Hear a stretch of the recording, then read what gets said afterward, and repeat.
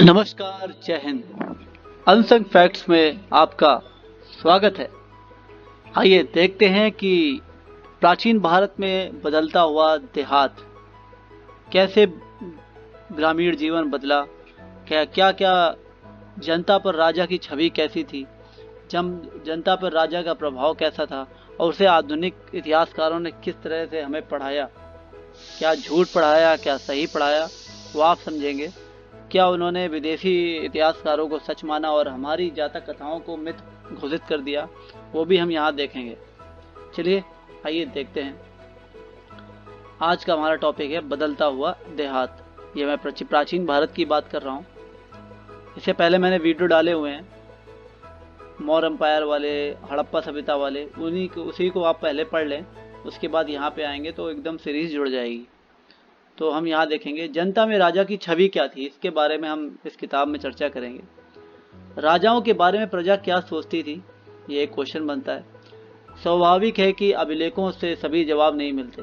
सही है, क्योंकि अभिलेख क्या होते थे, राजा जैसे आप देख लें, अशोक ने अभिलेख लगवाए, उसके मिले भी। तो अभिलेख एक पुख्ता पुरातत्वविदों के लिए एक मेन सबूत थे कि हाँ अशोक उस टाइम पे था, नहीं तो सब लोग अपने अपने हिसाब से लपेट देते थे। क्योंकि नया करने का जो, जब वामपंथी विचारधारा के इतिहासकार आए तो उनके अंदर हर चीज़ नई करने की होड़ लगी कि हिंदू धर्म को पुराना नहीं, कैसे भी हो नया दिखाया जाए। तो लेकिन अशोक के अच्छा हुआ अभिलेख मिल गए, नहीं तो वो उसे बता देते 500 ईस्वी में हुआ। वो तो हुआ 300 ईस्वी के आसपास, ईसापुर के आसपास, 300 ईसापुर, 269 ईसापुर, इसके आसपास अशोक सम्राट हुआ। तो वो उसको नया बताने की कोशिश करते, लेकिन अच्छा हुआ उसके अभिलेख मिल गए। लेकिन अभिलेख क्या करते हैं, वो हो सकता है कि राजा थोड़ा वैसा हो, राजा अपनी बढ़ाई सुनने वाला हो, तो उसने उस हिसाब से अभिलेख हर जगह लिखवा दिए। लेकिन उस समय अभिलेख क्या काम करते थे कि एक तरीके से धर्म का प्रचार, धर्म का मतलब आज वाला धर्म नहीं होता, धर्म का मतलब एक कानून नियम हुआ करते थे। उस धर्म की बात कर रहा हूँ जो भारतीय संस्कृति वाला धर्म, उसका प्रचार। अशोक अगर बौद्ध धर्म के प्रचारक थे तो धम्म का प्रचार, धर्म का प्रचार भी मतलब नहीं था कि वो बौद्ध धर्म का प्रचार कर रहे थे, अच्छी अच्छी बातों का प्रचार उसका मतलब होता है। जैसे आज हम लोग बोल देते हैं नहीं बौद्ध धर्म अलग है, ऐसा कुछ नहीं है। अच्छी अच्छी बातें जो उनका अपना एक तरीका था वाले प्रचार करता था वो।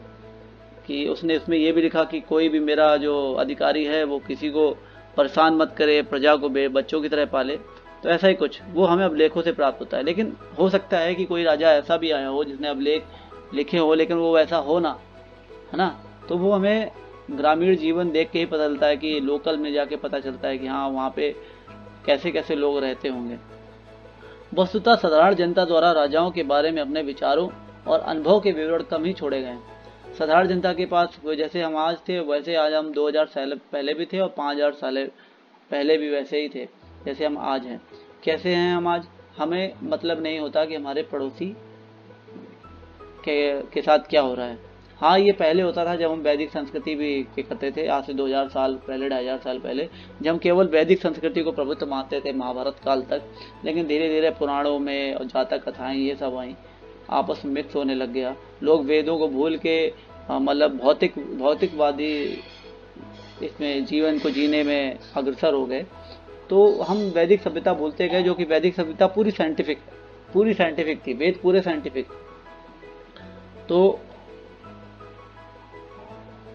आम आदमी के पास जब ज़्यादा सोचने का टाइम नहीं था तो उन्होंने कम ही छोड़े। कुछ ही लोग जो आगे आए, उनमें से प्रमुख लेखते उन्होंने कुछ पुस्तकें लिख दी। अगर पुस्तकें तो अब तक ना बचती, कुछ उन्होंने भी कुछ पत्थर महापाषाण टाइप के कुछ अपनी दफनाने के तरीके में भी उसकी पसंद की चीज़ें छोड़ना, उससे संबंधित चीज़ें छोड़ना। जैसे उसको कुछ भी पसंद है तो वो चीज़ें छोड़ना, जिसके कालक्रम को, कुछ दीवारों पर डिज़ाइन बनाना, एक युद्ध का ही पूरा विवरण बना देना, अपनी कलाकृति, अपनी घर बनाने की स्टाइल, ये सब छोड़ी उन्होंने। तो उससे हमें पता चल जाता है कि हाँ उनका ग्रामीण जीवन ऐसा था। तो उसमें वो दिखाते थे कि अपने घर में ही जैसे किसी ने आर्ट बना दी वो बची रह गई, तो उससे पता चलता है। फिर भी इतिहासकारों में ने इसका निराकरण करने का प्रयास किया है। वही आधुनिक इतिहासकार हैं, इनके बारे में देखिए आप और खुद समझिए कि हमें कहाँ तक कैसा पढ़ाया गया है। उदाहरण के तौर पर जातक और पंचतंत्र जैसे ग्रंथों में वर्णित कथाओं की समीक्षा करके इतिहासकारों ने पता लगाया है कि इनमें से अनेक कथाओं के स्रोत मौखिक किस्से कहानियां हैं। देखिए किस्से कहानी जो होती हैं, अगर मैं आज के ज़माने का एग्जांपल लूँ तो अगर यूट्यूब है, फेसबुक है, तो कोई किस्सा अगर एक बना, जैसे एक नॉर्मल सा आदमी कहीं से कोई मिट्टी लेके चला है अयोध्या में डालने के लिए, भाई उसको कोई काम नहीं है उस चीज़ से। वो पहले कब था, जब पहले कहाँ था, जब राम जी केस लड़ रहे थे सुप्रीम कोर्ट में, अभी उसका बिल्कुल दिमाग कहाँ से वो राम भक्त बनने को लग गया। तो एक मान ली मैं उदाहरण दे रहा हूँ, तो एक छोटा सा वो आदमी, एक आम आदमी जिसका दिमाग खराब हो रखा है, वो कहीं चला है, उसको हम कैसे जान गए, पूरा देश कैसे जाना है, मीडिया उसको दिखा रही है ना। तो उस समय मीडिया नहीं होती थी, तो एक तो इतिहासकारों ने उसमें क्या लिखा है, वो केवल एक मौखिक किस्से और कहानियां हैं जिन्हें बाद में लिपिबद्ध किया गया था। मतलब उनका कहने का मतलब है कि वो फेक है, एक तरीके से केवल एक कहानी मात्र है। तो भाई साहब, अगर मौखिक किस्से कहानी होती है ना, तो कश्मीर से लेकर कन्याकुमारी तक एक नहीं होती, और अगर एक है तो उनको वो कहानियां पूरे इतने बड़े क्षेत्र में कैसे फैल गई, है ना। कैसे उन्हीं विष्णु भगवान को कश्मीर से लेकर कन्याकुमारी तक पूछा जा रहा है, ये सारी कहानियां नहीं है। मैं उदाहरण दे रहा हूँ विष्णु भगवान का या अपने भोले बाबा का। अमरनाथ से लेके रामेश्वर तक उन्हीं का लिंग शिवलिंग ही दिखता है ना, दिखता है ना। तो अगर बिना उस समय सोचिए कोई था क्या, विंध्याचल की पहाड़ियों को पार करना क्या सरल था?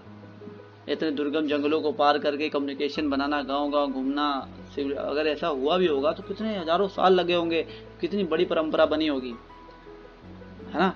तो ऐसे केवल इतना बोल देना कि मौखिक किस्से कहानियां हैं, हाँ थी वो कहानियां, उसको लिपिबद्ध किया गया होगा बाद में, लेकिन ऐसा नहीं है कि वो झूठ है, उसमें सेंस ऐसा नहीं लगाना चाहिए। तो आगे देखते हैं। जातक कथाएं पहले सहस्त्राब्दी ईस्वी के मध्य में पाली भाषा में लिखी गई। गंध तिंदु जातक नामक एक कहानी में बताया गया, इसका उदाहरण देखिए आप। गंध तिंदु एक जातक है, उसकी कहानी में लिखा हुआ है कि एक राजा था, वो बड़ा कुटिल था। राजा की प्रजा किस प्रकार से दुखी रहती थी। इन लोगों में वृद्ध महिलाएं, पुरुष, किसान, पशुपालक, ग्रामीण बालक और यहाँ तक कि जानवर भी शामिल है। जब राजा अपनी पहचान बदलकर प्रजा के बीच में, उसकी जो राजा की जो ये गंध तिंदु जातक है, इसमें क्या, राजा की जो प्रजा थी बड़ी दुखी रहती थी, और किस प्रकार दुखी रहती थी इसकी पहचान के लिए राजा ने क्या किया, वेश बदला और आम आदमी के बीच में चला गया, ऐसा इतिहासकार बोल रहे हैं। पता करने की लोग उसके बारे में क्या सोचते हैं। तो एक एक करके सबने अपने दुखों के लिए राजा को भला बुरा कहा। उनकी शिकायत थी कि रात में डकैत उन पर हमला करते हैं, तो दिन में कर इकट्ठा करने वाले जो अधिकारी हैं वो उनको परेशान करते हैं। ऐसी परिस्थिति से बचने के लिए लोग अपने अपने गांव छोड़कर जंगल में बस गए। ये ऐसी परिस्थिति से बचने के लिए लोग अपने अपने गांव छोड़कर जंगल में बस गए, ये जो लाइन है ये इतिहासकारों का मत है। आप और उसके ये देखिए इतिहासकारों ने क्या लिखा है। जैसा कि इस कथा से पता चलता है कि राजा और प्रजा, विशेषकर ग्रामीण प्रजा के बीच संबंध तनावपूर्ण रहते थे। ये इन्होंने करने की कोशिश की है कि हमारी पुरातन संस्कृति में राजा और प्रजा खुश नहीं थे, और कैसे ये लोग बोलते हैं कि हमारी जो संस्कृति बहुत अच्छी थी, ये इन्होंने दिखाने की कोशिश की, लेकिन ऐसा नहीं है। अगर वो राजा इतना ही बेकार होता तो उसे क्या पड़ी थी कि जनता के बीच में जाने के लिए और पता करने के लिए लोग मेरे बारे में क्या सोचते हैं। औरंगजेब को पता मतलब था क्या कि हिंदू मेरे बारे में क्या सोचेंगे, जिस देश में मैं आके लूटपाट मचा रहा हूँ, है ना। वो यहाँ पे रहा, यहीं पला बढ़ा, यहीं पैदा हुआ, और उसने यहीं के लोगों को काटा, यहाँ के लोगों की मंदिर आस्थाओं को बर्बाद किया। उसे परवाह थी कि मेरे बारे में, जो आदमी खराब होता है उसे परवाह नहीं होती, उसे परवाह थी, इसलिए वो जाते थे। तो इतिहासकारों ने यहाँ लिखा है कि तनावपूर्ण थे इसलिए वो जंगल में जाके बच गए, ऐसा नहीं है। तो हमें समझ के पढ़ना है। इस जातक कथा से पता चलता है कि इस संकट से बचने का एक उपाय जंगल की ओर भाग जाना होता है, ऐसा इतिहासकार लिखते हैं, ऐसा कुछ नहीं है। इसी बीच करों की बढ़ती मांग को पूरा करने के लिए किसानों ने उपज बढ़ाने के और उपाय ढूंढने शुरू किए। करों की मांग, यहाँ पे ऐसा भी दिखाया हुआ है, करों की राजा कर ज्यादा लेता था। अगर ऐसा होता तो मैं आपके सामने एक उदाहरण और पेश करता हूँ, जरा बगल में आइए, ये देखिए। गुजरात की सुदर्शन झील के बारे में आपको बताता हूँ। सुदर्शन झील एक कृत्रिम जलाशय था। हमें इसका ज्ञान लगभग दूसरी शताब्दी ईस्वी के संस्कृत के एक पाषाण अभिलेख से होता है। इस अभिलेख को शक शासक रुद्र दमन की उपलब्धियों का उल्लेख करने के लिए बनवाया गया था। इस अभिलेख में कहा गया है कि जल द्वारों और तटबंधों वाली झील का निर्माण मौर्य काल में एक स्थानीय राजपाल द्वारा किया गया था, लेकिन एक भीषण तूफान के कारण इसके तटबंध टूट गए और सारा पानी बह गया। बताया जाता है कि तत्कालीन शासक रुद्रदमन ने झील की मरम्मत अपने खर्च से करवाई थी और उसके लिए अपनी प्रजा से कर भी नहीं लिया था। इसको ध्यान करिए, उसने अपनी प्रजा से कर भी नहीं लिया था। तो आप भाई साहब कैसे कह सकते हो कि बड़े बड़े कर की मांग से परेशान होकर लोग जंगल में भाग गए? तो इतिहास को आप जो पढ़ने वाले हैं ना, वो इस तरह को समझे कि हमें कैसे पढ़ाया गया, हमारी संस्कृति पे हम गर्व ना कर सकें, इसलिए उसकी अपनी मर्जी से कहानी जोड़ी। आपके क्या विचार हैं उसको आप इतिहास में नहीं जोड़ सकते।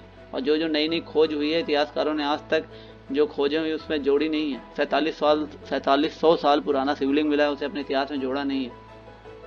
मूर्तियां मिली, उसे जोड़ा नहीं है। क्यों नहीं जोड़ा? हमें अपनी संस्कृति पे गर्व होने लगेगा। लेकिन आज हम वैसे नहीं हैं, हम पढ़ेंगे और अपनी संस्कृति पे गर्व भी करेंगे। चलिए आगे देखते हैं। इसी पाषाण खंड पर एक और अभिलेख लगभग 5वीं सदी है, जिसमें कहा गया है कि गुप्त वंश के एक शासक ने एक बार फिर इस झील की मरम्मत कराई थी। चलिए आगे और थोड़ा बढ़ते हैं, देखते हैं उपज बढ़ाने के तरीके क्या क्या थे। उपज बढ़ाने का एक तरीका हल का प्रचलन था, मतलब हल से जुताई होती थी। ऐसा उन्होंने दिखाया कि हम इस समय जाकर हल चलाना सीखे, जबकि ये गलत है, क्योंकि हल, आपको ध्यान होगा, हल के जो निशान बने और जुते हुए खेत मिले वो हड़प्पा सभ्यता में मिले। इसका मतलब हल उस समय भी यूज होता था। ठीक है। जो छठी शताब्दी ईस्वी में पूर्व से गंगा और कावेरी की घाटियों के उर्वर कछारी क्षेत्र में फैल गया। जिन क्षेत्रों में भारी वर्षा होती थी वहां लोहे के फाल वाले हलों के माध्यम से उर्वर भूमि की जुताई की जाने लगी। इसके अलावा गंगा की घाटी में धान की रुपाई की वजह से उपज में भारी वृद्धि होने लगी। हालांकि किसानों को उसके लिए कमर तोड़ मेहनत करनी पड़ती थी। भाई खाना है तो मेहनत करनी पड़ेगी ना, वो है ना। तो मतलब बेसिकली मतलब है कि ये बताना है कि हल का प्रचलन हो गया था और गंगा का और कावेरी का पानी उस समय मिल ही जाता था किसानों को, और वहाँ पे आराम से वो खेती करते थे। मैक्सिमम जो मेनली था वो चावल ही उगाते थे। धान की रुपाई, धान जो था वो मेनली धान, जहाँ पे पानी ज़्यादा होता था वहाँ धान उगा दिया जाता था। और ऐसा भी नहीं है कि जहाँ पे पानी नहीं है तो वहाँ पे उसके लिए कुएं होते थे, नहरें खुदाई हुई थी राजाओं ने। तो ऐसा नहीं था, राजा अपने कुछ नहीं करते थे। ये जो इतिहासकारों ने बोला है कि लोग जंगल भाग जा रहे उस वजह से, वो गलत चीज़ है।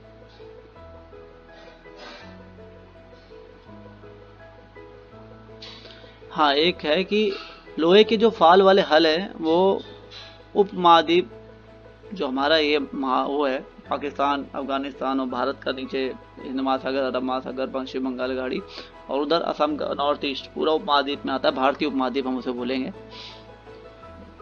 सीमित था। पंजाब और राजस्थान जैसी अर्ध सूक्ष्म जमीन वाले क्षेत्रों में लोहे के फाल वाले हल का प्रयोग 20वीं सदी में शुरू हुआ। इसमें लिखा है कि पंजाब और राजस्थान जैसी अर्ध सूक्ष्म जमीन वाले क्षेत्रों में लोहे के जो फाल वाले हल, जिसमें लोहा लगा होता था, उसका प्रयोग 20वीं सदी में शुरू हुआ। भाई ऐसा कैसे हो सकता है? अगर ऐसा था तो इसलिए ये बोल रहे हैं क्योंकि यहाँ पानी नहीं था, तो यहाँ पे कुदाल से लोग अपनी खेती, अलग अलग खेती करते थे और कुदाल का यूज करते थे। अगर ऐसा था तो फिर इसी ऐसे हलों का प्रयोग हड़प्पा में कैसे हुआ? लोग बोलते हैं तांबे का यूज किया या लकड़ी के फट्टे का लगा, लकड़ी के को नुकीला करके यूज किया। ऐसा नहीं है। लोहे के बारे में जानकारी थी हड़प्पा वालों को, हाँ थोड़ी कम थी, लेकिन इसका मतलब नहीं कि उन्हें हल बनाना नहीं आता था। उपज बढ़ाने का एक और तरीका था, जैसे मैं बताया, नदियाँ थी, और तो ऐसा नहीं है जहाँ पे पानी नहीं था तो वहाँ कुएं और तालाब भी थे, और व्यक्तिगत लोगों और राजा की तरफ से भी उनको मदद मिलती थी, और वो ये सब बनवाते थे। क्या बनवाते थे? कुएं, बावड़ियाँ, नहरें, ये सब बनवाते थे। मनुस्मृति के बारे में थोड़ा देख लेते हैं। मनुस्मृति भारत का सबसे प्रसिद्ध विधि ग्रंथ है। इसको ध्यान रखिएगा, जब भी आप मनुस्मृति पढ़ रहे हैं तो एक अच्छे प्रकाशन से लीजिएगा, क्योंकि हमारे वेद और मनुस्मृति जैसी जो स्मृतियां हैं, इनको बदनाम करने की कोशिश की गई, गलत तरीके से उसका अनुवाद किया गया है। तो उसमें वो मनुस्मृति और वेद नहीं रह जाते, जो अनुवादक है वो अपने हिसाब से उसमें दिमाग लगाता है। अगर आप उस चीज़ को समझ नहीं सकते तो इसका मतलब नहीं। जैसे अब हमें कहानी एक बता दी गई कि धरती शेष नाग के सर पे घूम रही है ना, ऐसे बोलते हैं ना, जबकि वेद में लिखा हुआ है शेष आधारा करके लिखा हुआ है, तो शेष मतलब बाकी भी होता है। तो उसका अनुवाद कुछ उस तरीके से, धरती, हमारा वेद पूरे साइंटिफिक है, पूरा पढ़ेंगे तो ये लिखा हुआ है कि धरती सूर्य के चक्कर लगाती है, सब कुछ लिखा हुआ है, आकर्षण शक्ति पे लगी हुई है, रुकी हुई है ना, ऐसे सब है। ये यहाँ तक लिखा हुआ है कि जो चंद्रमा है वो सूर्य के प्रकाश से प्रकाशित है। तो ये जितनी भी काल्पनिक चीजें हैं हमारे वेदों में है ही नहीं कि हमारा कोई मजाक उड़ा सके। तो ऐसे लोगों से सावधान रहे। आर्य समाज की आप ले सकते हैं। इसे संस्कृत भाषा में 2वीं शताब्दी ईसा पूर्व और 2वीं शताब्दी ईस्वी के बीच लिखा गया था। इस ग्रंथ में राजा को यह सलाह दी गई है, देखिए 2वीं शताब्दी लिख दिया है, संस्कृत भाषा में 2वीं शताब्दी ईसा पूर्व और 2वीं शताब्दी ईस्वी के बीच लिखा गया था। इतना नया कर दिया इस स्मृति को, कितनी पुरानी थी ये। चूंकि सीमाओं की अनभिज्ञता के कारण विश्व में बार बार विवाद पैदा होते हैं, इसलिए उसे सीमाओं की पहचान के लिए गुप्त निशान जमीन में गाड़ कर रखने चाहिए, जैसे कि पत्थर, हड्डियां, गाय के बाल, भूसी, राख, कपड़े, गाय के सूखे गोबर, ईंट, कोयला, कंकड़ और रेत। उसे सीमाओं पर उसी प्रकार के और तत्व भूमि में छुपा कर गाड़ने चाहिए जो समय के साथ नष्ट हों। आप ये समझ सकते हैं, मतलब समय के साथ नष्ट ना हो, इस भाषा का मतलब ये है कि वहां के लोगों को ये पता था कि एक तरह से बोलते हैं ना कि हमें इतिहास जानना है। ऐसे अगर इतिहास जानने वाली संस्कृति थी तो आपको क्या लगता है वो ऐसे खत्म हो जाएगी? वो विद्वान नहीं है, वो दूसरे पे डिपेंड है, ऐसा नहीं है। तो हम समझदार थे, इस लाइन से हमें पता चलता है कि गाड़ने चाहिए, इतिहास बचा रहना चाहिए। अब देख लेते हैं ग्रामीण समाज में विभिन्नताएं क्या क्या थी। यद्यपि खेती की इन नई तकनीकों से उपज तो बढ़ी, ये जो तकनीकें थी, कुदाल का यूज कहीं हुआ, कहीं इनका हलों का यूज हुआ, लोहे वाले फालों का, पानी, नहर, कुएं खोदे गए, कि खेती जुड़े लोगों में उत्तरोत्तर भेद बढ़ता जा रहा था। अब कहानियों में, विशेषकर बौद्ध कथाओं में, भूमिहीन खेतिहर, श्रमिकों, छोटे किसानों और बड़े बड़े जमींदारों का उल्लेख मिलता है। पाली भाषा में गृहपति का प्रयोग छोटे किसानों और जमींदारों के लिए किया जाता था। बड़े बड़े जमींदार और ग्राम प्रधान शक्तिशाली माने जाते थे, जो प्रायः किसानों पर नियंत्रण रखते थे। ऐसा बौद्ध धर्म की जो जातक कथाएं उनमें लिखा हुआ है। आपको जानकारी के लिए देना चाहूंगा कि वेदों में ऐसा कुछ नहीं है कि जमींदार होता था, ऐसा होता था, वो होता था। जब वेदों में तो यहाँ तक है कि अगर आपका राजा सही नहीं तो उसको विद्वान लोग मिलकर हटा सकते थे। राजा को चुना भी बहुत टफ प्रक्रिया हुआ करती थी। सोचिए कितनी अच्छी संस्कृति थी हमारी। जहाँ हमने वेद पढ़ना बंद किया, हम कहीं और घुसे, पुराणों में घुसने लगे, वेदों को भूलने लगे, हमारा होने लगा। जैसे कि बिल्लालर या बड़े जिम्मेदार, हलवाहा या उल्लवर और दास अड़िमई। यह संभव है कि वर्गों की यह विभिन्नता भूमि के स्वामित्व, श्रम और नई प्रौद्योगिकी के उपयोग पर आधारित हो। ऐसी परिस्थिति में भूमि का स्वामित्व महत्वपूर्ण हो गया है, जिसकी चर्चा प्रायः विधि ग्रंथों में की जाती थी। अब देख लेते हैं गृहपति क्या होता है। गृहपति घर का मुखिया होता था और घर में रहने वाली महिलाओं, बच्चों, नौकरों और दासों पर नियंत्रण करता था। घर से जुड़े भूमि, जानवर या अन्य सभी वस्तुओं का वह मालिक होता था। ये उनके लिए है, अंग्रेजों के लिए। तो हमारी संस्कृति है तो हमें पता है ना गृहपति क्या हो सकता था। घर मुखिया कौन होता है? हमारा बाबा हो गए, जो सबके बुजुर्ग आदमी होंगे, वो होंगे, हमारे पिताजी होंगे। और नियंत्रण रखने का मतलब, दास नाम की तो ऐसी कोई चीज ही नहीं थी उस समय। दास नाम की कोई, हाँ बौद्ध धर्म का धर्म जब था तब शुरू हो गया होगा ये सब कि हाँ आप गरीब हो तो आप गरीब आदमी उसको मजदूरी चाहिए, तो अमीर लोगों के यहाँ काम करता था। तो उसको ऐसा मतलब नहीं है। दास का मतलब तो ये हो गया कि आप उसके पूरे परिवार पे भी कंट्रोल कर सकते हो, है ना, उसे आप प्रताड़ित कर सकते हो, जबकि ऐसा नहीं है। उसके वहाँ मौलिक अधिकार थे लोगों के। घर से जुड़े भूमि, जानवर या अन्य सभी वस्तुओं का वह मालिक होता था। कभी कभी इस शब्द का प्रयोग नगरों में रहने वाले संप्रभुवान व्यक्तियों, मतलब अमीर व्यक्तियों और व्यापारियों के लिए भी होता था।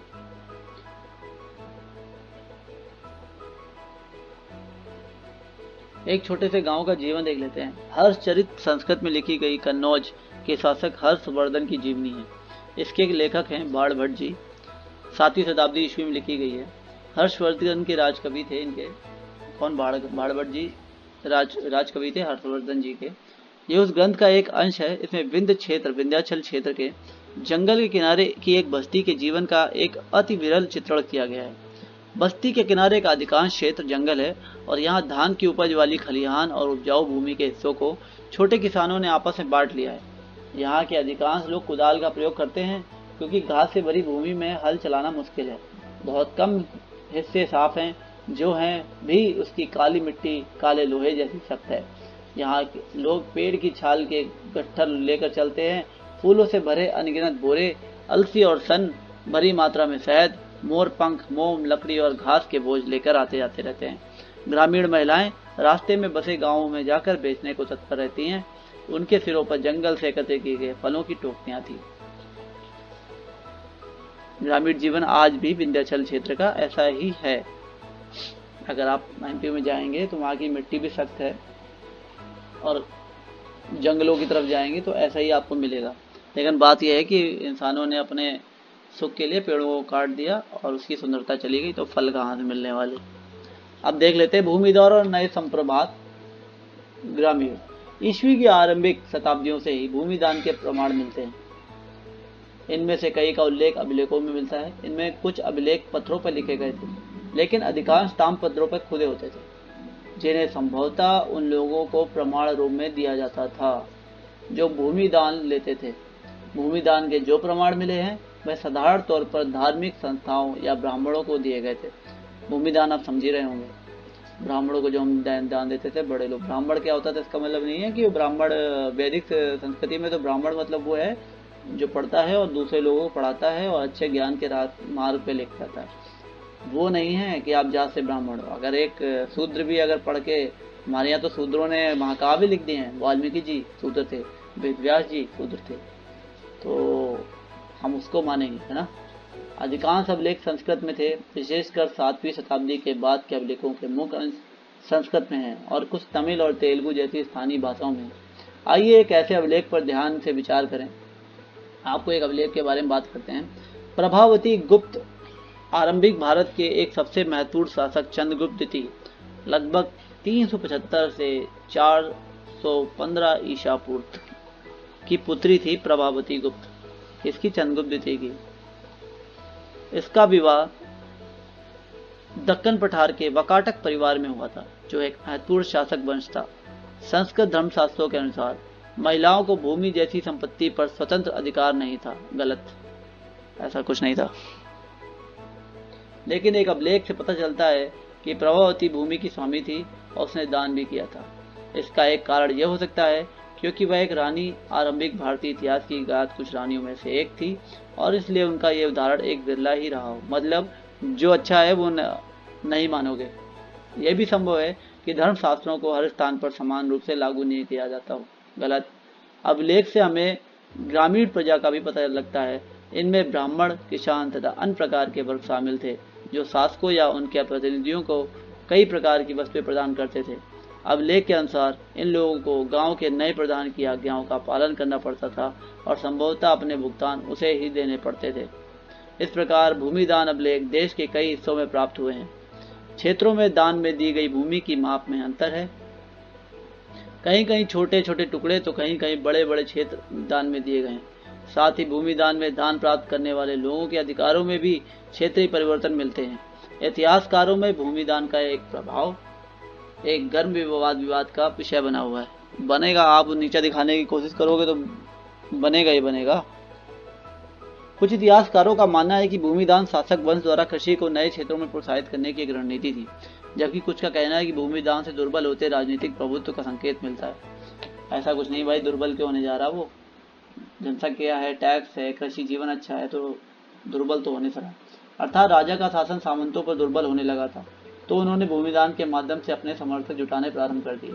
उनका यह भी मानना है कि राजा स्वयं को उत्कृष्ट स्तर के मानव के, हाँ ये हो सकता है कि उसके जो अंडर मंत्री थे ना वो कंट्रोल करने लग गए हों, तो ये हो सकता है। राजा फिर अपने आप को देवी मानव घोषित करने लगा हो। जैसा कि हमने पिछले अंश में देखा, उनका नियंत्रण ढीला होता जा रहा था, इसलिए वे अपनी शक्ति का आडंबर प्रस्तुत करना चाहते थे।